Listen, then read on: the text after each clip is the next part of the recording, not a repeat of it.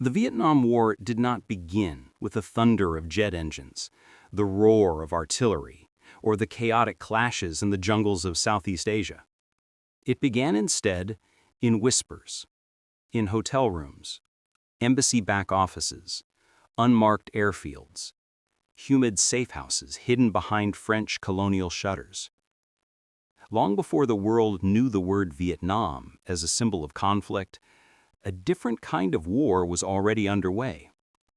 It was a war of shadows, quietly planted and carefully watered by American intelligence operatives who believed they were shaping the future of Southeast Asia. In truth, they were stepping into a region whose past, present, and future were spiraling toward conflict long before the first CIA officer arrived. The origins of the CIA's involvement reached back to the dying embers of World War II. In 1945, while much of the world celebrated the defeat of Japan, Vietnam became a vacuum. The Japanese surrender left a fragile mosaic of armed factions, colonial administrators, and nationalist movements struggling to seize control.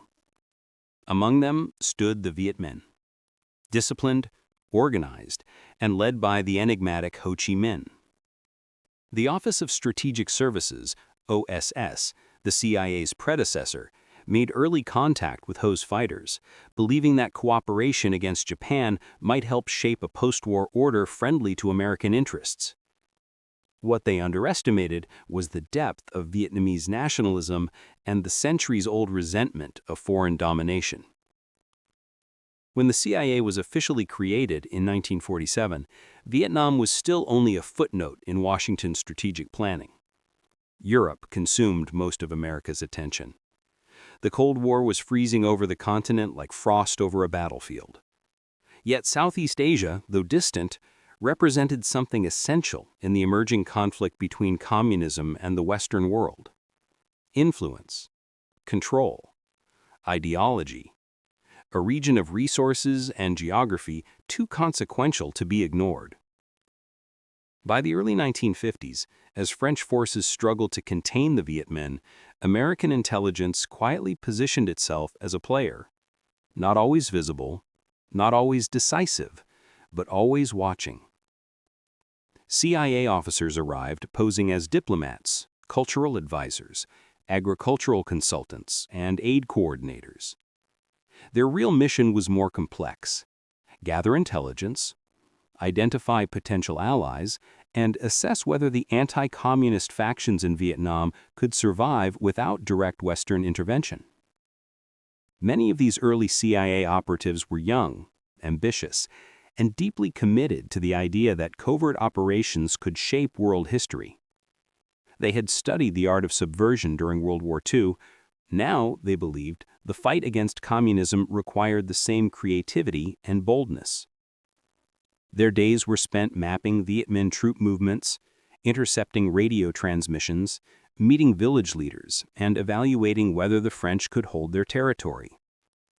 Their nights often unfolded with cigarette smoke curling through dim rooms, where whispered conversations with informants determined who lived, who vanished, and who might become the next asset worth cultivating.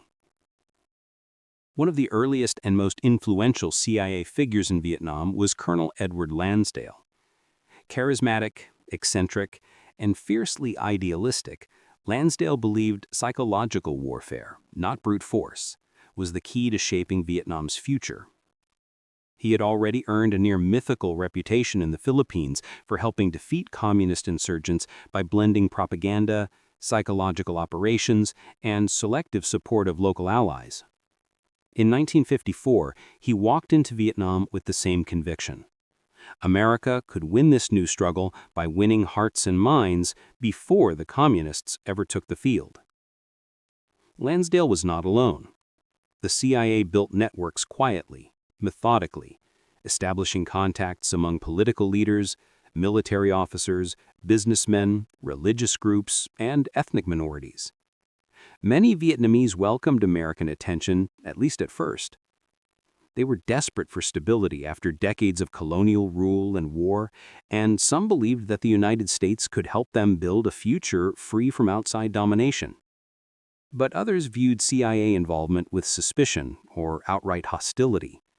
To them, the Americans resembled a new colonial power stepping into the French vacuum. As the French War collapsed, the United States found itself drawn deeper into the complexity of Vietnamese politics. The Geneva Accords of 1954 temporarily divided Vietnam at the 17th parallel, creating North and South Vietnam. This was the moment at which the CIA's mission shifted from observation to action. The North, under Ho Chi Minh, consolidated its communist structure, while the South scrambled to establish a government capable of resisting internal division and external pressure. The CIA saw opportunity and danger in equal measure. Their immediate concern was ensuring the survival of South Vietnam. To do that, they needed a leader who could unite the country, command loyalty, resist corruption, and stand firm against both communist infiltration and competing political factions. That leader, in Washington's eyes, became No Dien Diem, a staunch anti-communist, disciplined administrator, and deeply nationalist Catholic from a prominent Vietnamese family. Lansdale was assigned to shape Diem into a viable head of state. He became a mentor, advisor, strategist, and sometimes even a political mechanic, handling problems behind the scenes while Diem attempted to build legitimacy. CIA funds flowed into electoral support, propaganda campaigns, political purges, and the creation of intelligence services loyal to the new South Vietnamese government. But the challenges facing Diem and the CIA support apparatus behind him were immense. Vietnam was not a monolithic nation waiting for leadership. It was a mosaic of ethnic groups, religious factions, rural communities, political alliances, criminal networks, military cliques, and ancient village loyalties.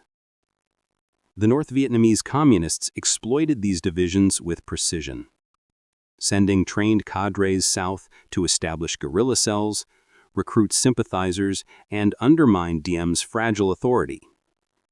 The CIA recognized the growing threat long before the Pentagon fully acknowledged the scale of the insurgency.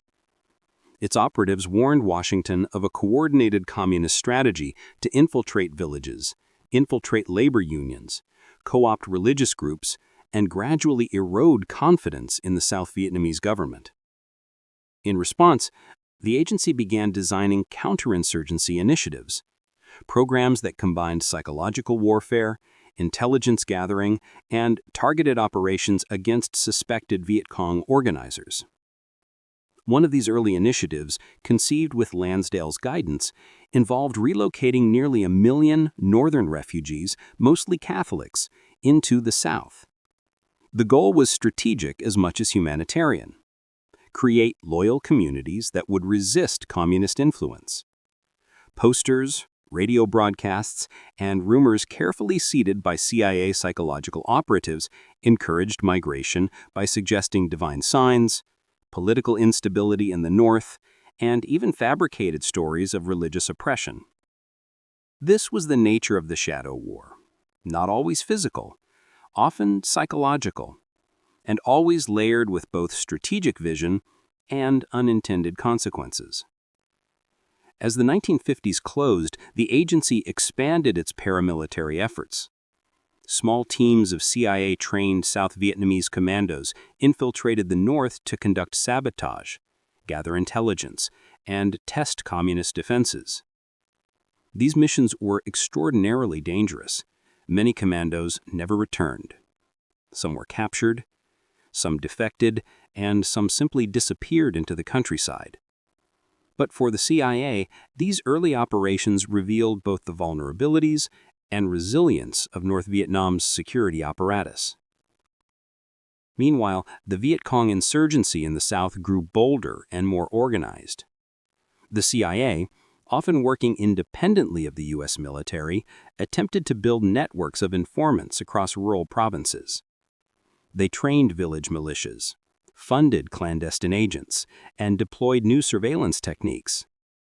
They recognized far earlier than most American officials that the war was not simply a matter of military force, It was a struggle for information, trust, and political legitimacy. Within this labyrinth of covert operations, one truth began to emerge. The CIA believed that victory in Vietnam required precision, intelligence, and subtlety. But Washington increasingly demanded numbers, progress reports, measurable victories, and visible signs of success.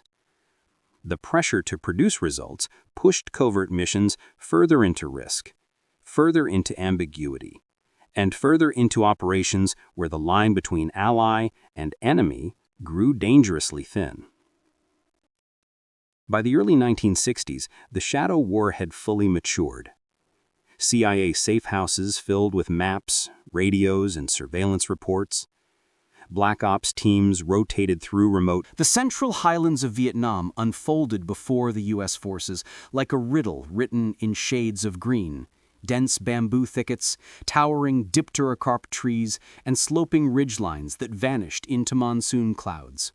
For Staff Sergeant Daniel Rourke, this environment was not merely a battlefield, it was a labyrinth where survival depended on instinct sharpened through repetition. The deeper he moved into the interior jungles, the more he understood that a sniper's deadliest weapon wasn't the rifle, but patience. The ability to wait without breaking, to breathe without revealing oneself, to see without being seen. These were the skills that separated a living sniper from a dead one. By early 1967, Rourke had become an unofficial anchor for patrols operating near Pleiku and Kontum. He rarely spoke unless necessary, letting the jungle's natural sounds guide him. New soldiers often underestimated him. His lean frame and composed demeanor didn't match their idea of a legendary sniper. But those who watched him work understood quickly. He walked as if the ground whispered to him, pausing when the canopy rustled unnaturally, reading signs that most dismissed as random noises. The jungle rewarded attentiveness and punished haste. Rourke had learned these truths early, and they kept him alive. His missions varied in purpose: overwatch for infantry companies during search and destroy operations, reconnaissance ahead of convoys, counter-sniper hunts, or silent observation of known Viet Cong infiltration routes.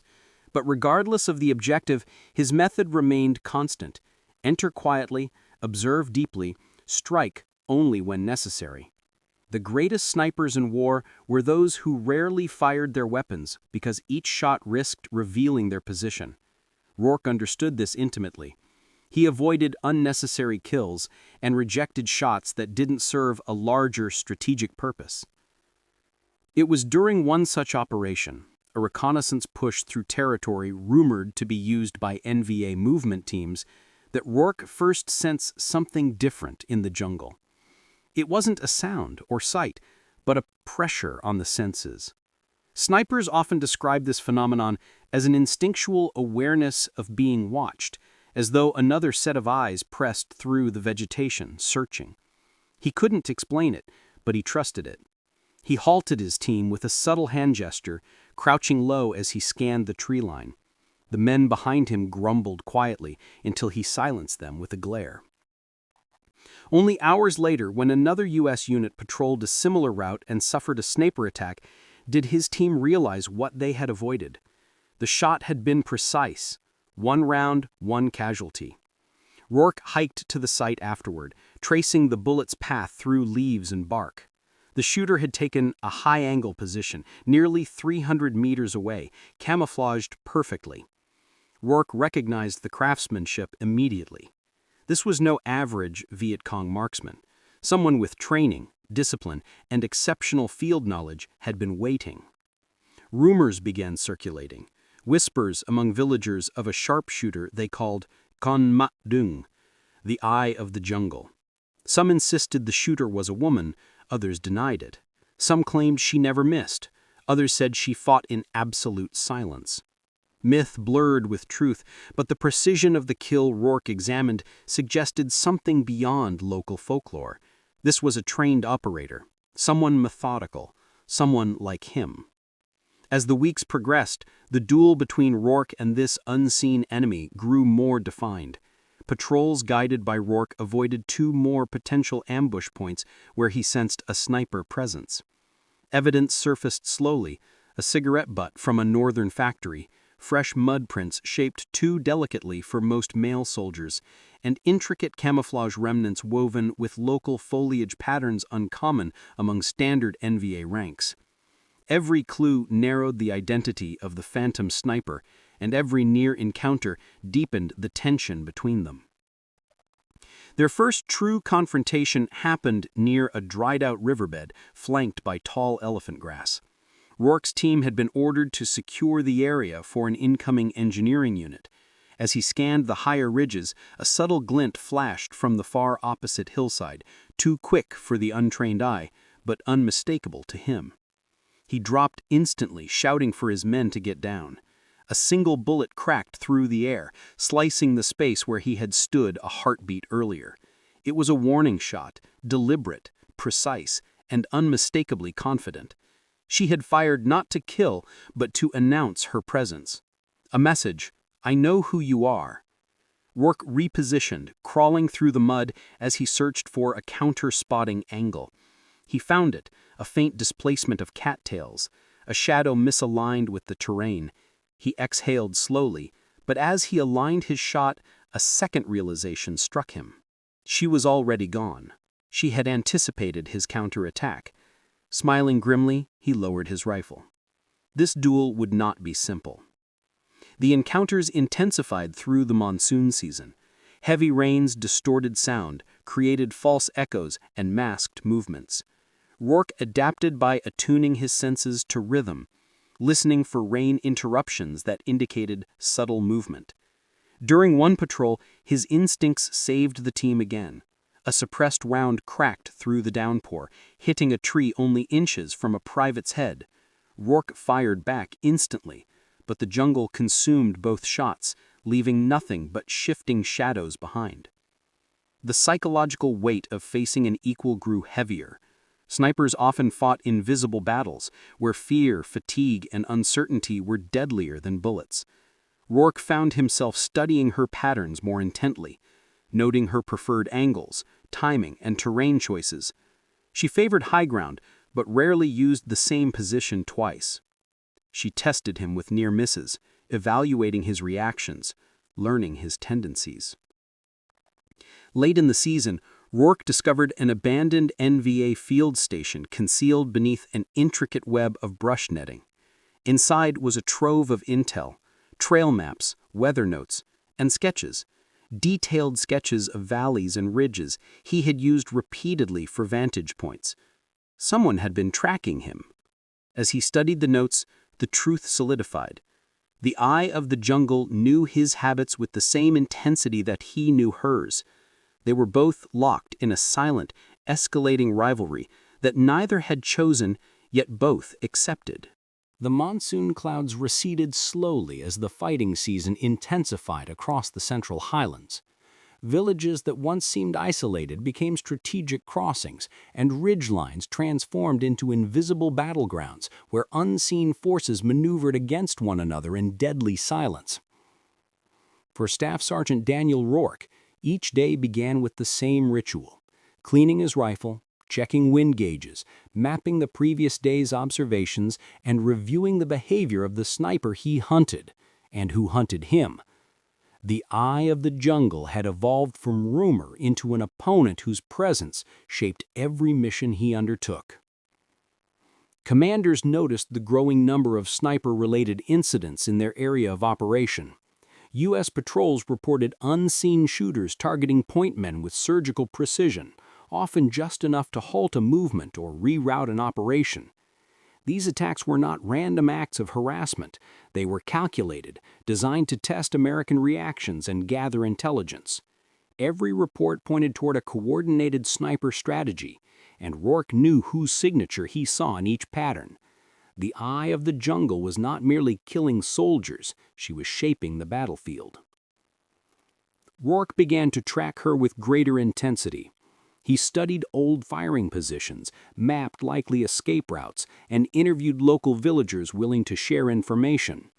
Many described a quiet woman who traveled with small NVA units, often advising on ambush setups. Others claimed she could lie motionless for days, blending into the jungle until even the wildlife forgot her presence. To Rourke, these rumors echoed the traits of elite snipers worldwide: patience, discipline, and mastery of terrain. During a joint operation with ARVN forces, Rourke was tasked with securing a high ridge overlooking a suspected supply route. The ridge provided clear lines of fire across the valley, but it also exposed anyone stationed there to distant shooters. As Rourke and his spotter settled into position, he sensed a familiar unease, the subtle atmospheric change that signaled the presence of another sniper.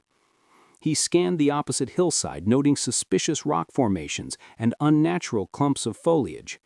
Hours passed, the heat rose, sweat dripped into his eyes. Still he waited.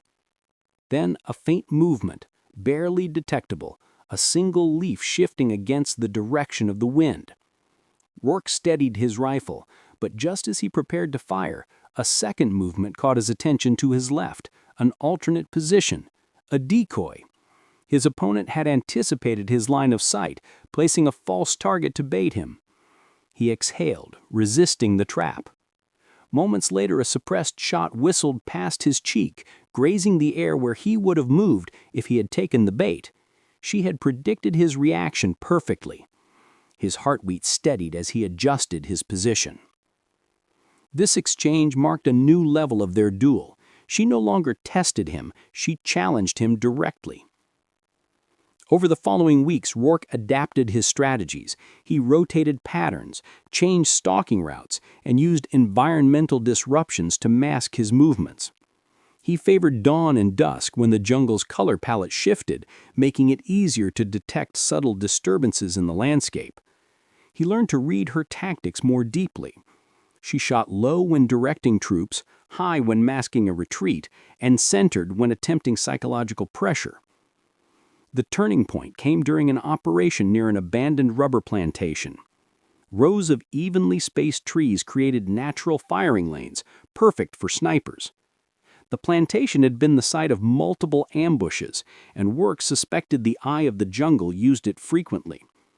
As his squad advanced, the silence grew unnatural. No birds, no insects, even the wind felt constrained. Rourke halted them. A shot rang out. Clean, sharp. One soldier fell instantly. Rourke located the flash instinctively, dropping behind a fallen log as he scanned the upper canopy. The angle was too steep for ground-level shooters. She was using the plantation's old irrigation tower as a firing nest. He moved swiftly, crawling through mud to flank her position. Twice she fired, twice she missed, but only barely. When he reached a parallel vantage point, he aligned his sight just as she repositioned. For the first time he caught a glimpse, a silhouette, slight in build, perfectly controlled. Not a myth, not a ghost, an expert. But before he could fire, she vanished into the canopy, leaving only the echo of her movement. That moment intensified Rourke's determination. Their duel had evolved beyond survival. It was now a contest of mastery between two snipers who understood each other's minds through their craft. As the dry season approached, Rourke found an NVA observation post abandoned in haste.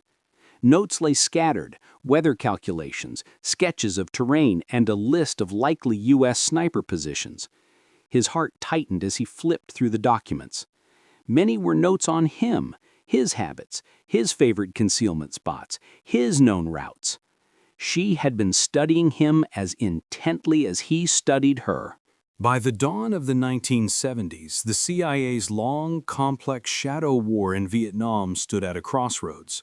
What had started as a clandestine attempt to shape the destiny of Southeast Asia had evolved into a sprawling, high-stakes struggle involving paramilitary operations, intelligence networks, propaganda campaigns, political engineering, and counterinsurgency experiments that reshaped entire provinces. And yet, despite massive resources, countless missions, and the involvement of America's most seasoned intelligence operatives, the war was approaching a painful reckoning. The CIA did not foresee an immediate collapse, but the agency's field operatives, men who lived among the villages, watched the shifting loyalties, and read the pulse of a country under immense stress, felt the change long before Washington did. Reports poured into Langley describing a population exhausted by war, government corruption rising to unsustainable levels, military units stretched thin, and Viet Cong cadres gaining deeper footholds in rural communities.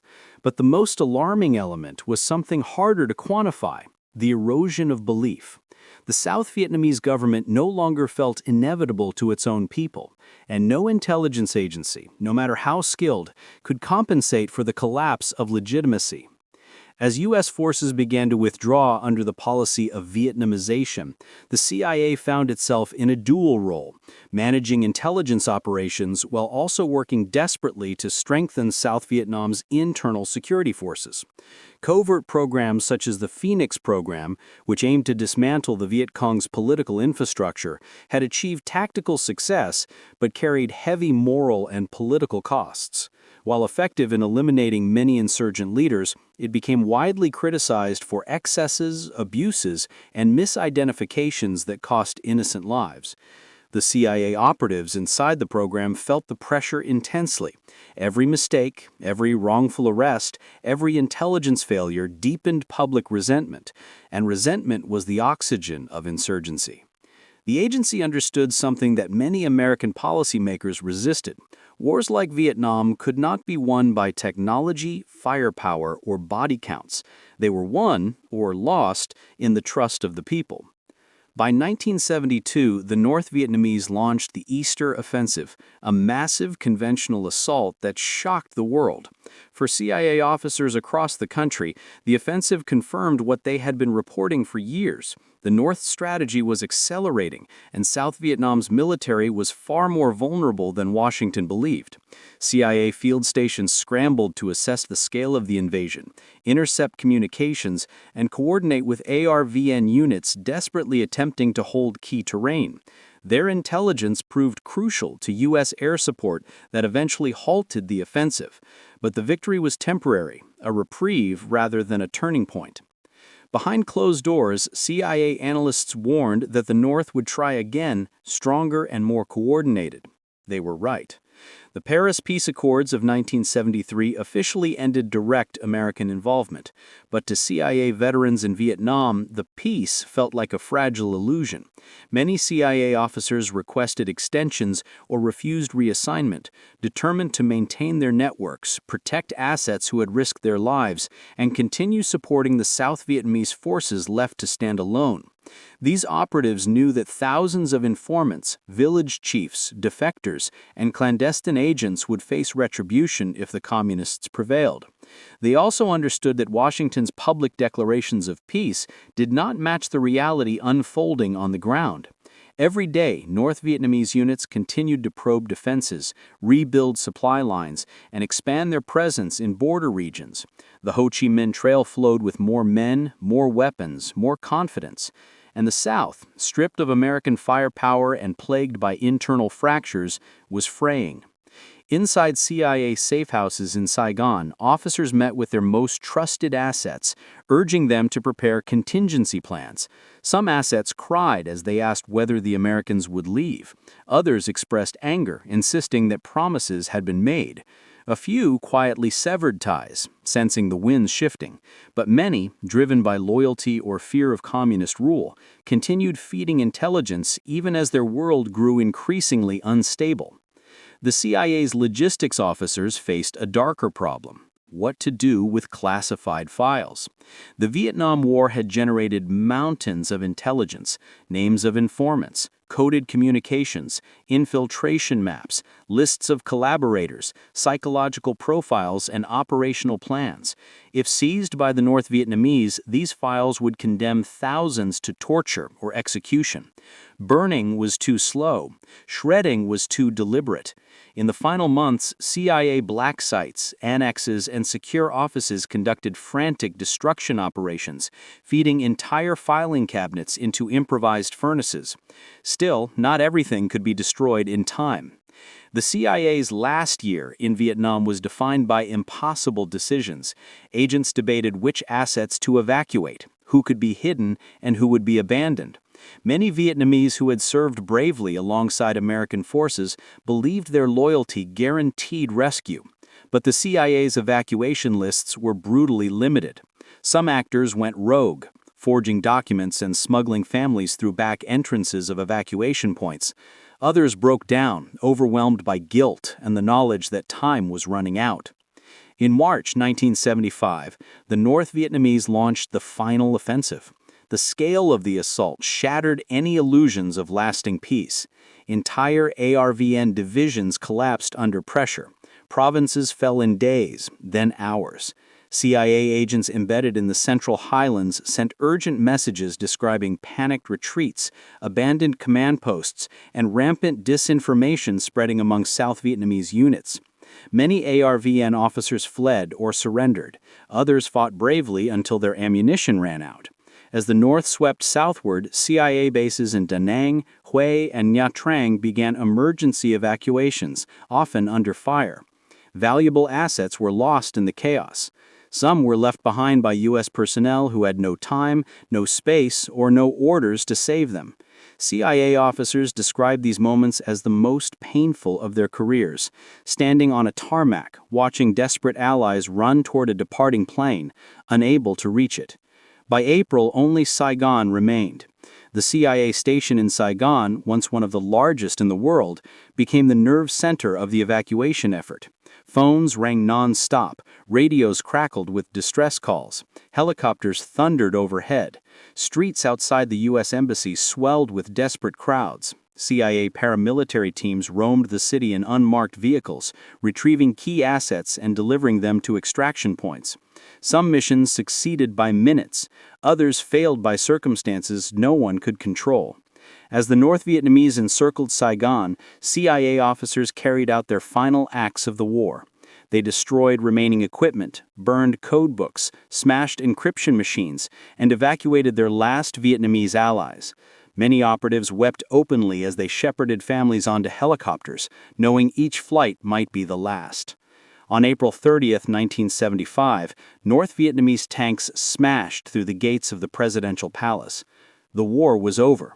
But the Shadow War, the CIA's war, did not end cleanly. It left behind unresolved debts, invisible scars, and thousands of people whose lives had been shaped by secret missions the world would never fully know. Some CIA officers never recovered from the guilt of leaving allies behind.